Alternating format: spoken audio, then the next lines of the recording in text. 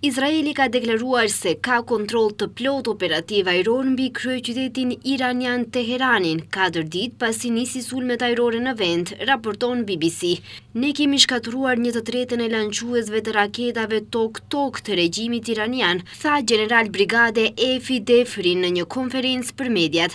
Ai tha se Izraeli gjithashtu nisi një valë sulmesh që synonin afërsisht 100 objektiva ushtarake në Isfahan në Iranin qendror, duke vendosur rreth 50 avion luftarak për të goditur objektet e magazinimit të raketave, lançuesit dhe qendrat e komandës.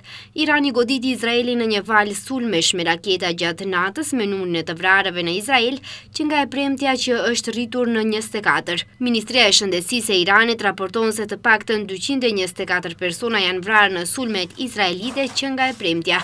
Irani ka lëshuar rreth 350 raketa balistike drejt Izraelit që nga e premtja, shumica e të cilave janë interceptuar sipas statistikave të fundit ushtarake izraelite. Rreth 40 raketa u qelluan në sulmin e fundit rreth orës 4 të mëngjesit, i cili goditi Izraelin qendror dhe zonën e Haifës. Sulmi i natës rezultoi në 8 persona të vrarë dhe 95 të plagosur. Në total, 24 persona janë vrarë në Izrael nga sulmet me raketa balistike të Iranit që nga dita e premte. Sipas ushtrisë izraelite, sulmet iraniane përbëheshin nga rreth 30 deri 40 raketa secila. Zyrtarët ushtarak izraelit thanë se Irani u përpoq të lëshonte më shumë qindra raketa në të njëjtën kohë, por nuk mund ta bënte këtë sepse forcat ajrore izraelite i ndërprin sulmet e tyre. Irani ka lëshuar 370 raketa balistike, ndërsa 30 objektiva u goditën në sulmet hakmarrëse të Iranit që vazhdojnë që nga 13 qershori, njoftoi zyra për media e kryeministrisë së Izraelit, transmeton Anadolu.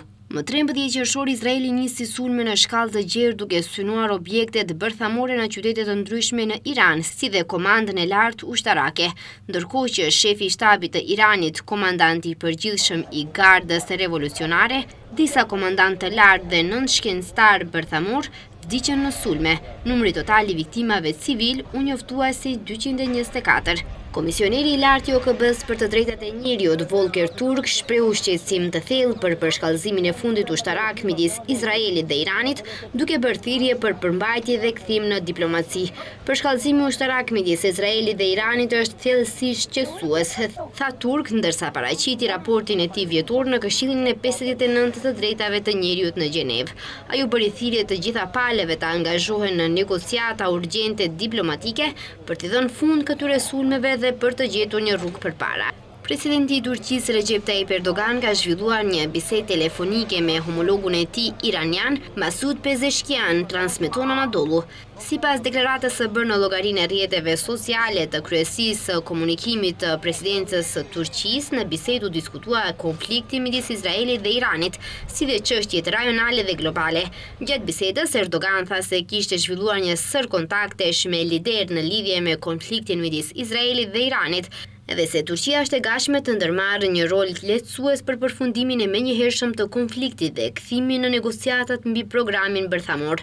Presidenti Erdogan theksoi rëndësinë që Turqia i kushton ruajtjes së paqes dhe stabilitetit në rajonin e saj.